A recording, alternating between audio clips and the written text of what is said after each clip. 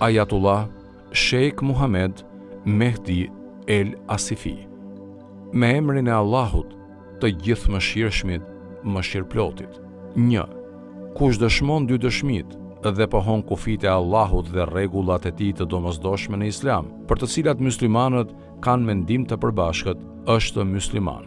Derdhja e gjakut dhe marrja e pasurisë së tij janë të ndaluara.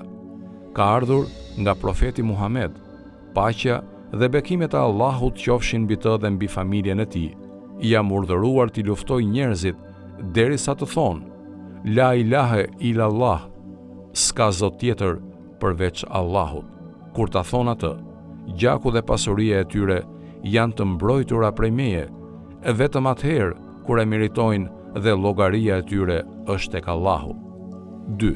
Ata që vrasin muslimanët pa u bazuar në asnjë kufi apo dispozitë të sheriatit, në libër apo në sunet, në një hadith unanim, profeti i ka cilësuar të pafe.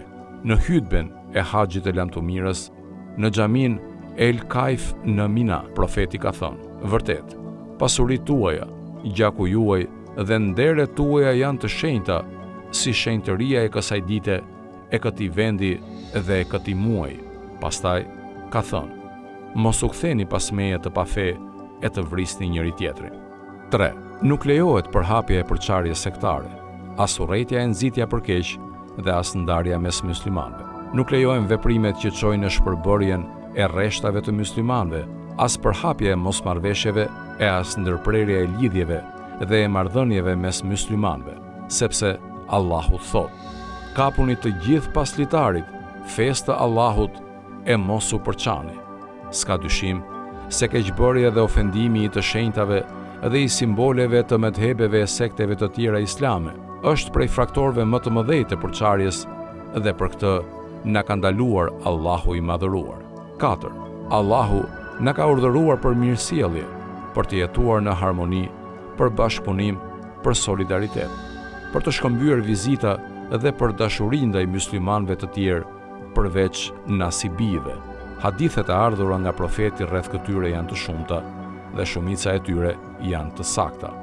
Po ashtu, rreth kësaj tematike, ka hadithe të ardhura nga Ehli Bejti, paqja qoftë mbi ta, të cilat i kemi përmendur në librin El Fitnetu et Taifiyeh. 5.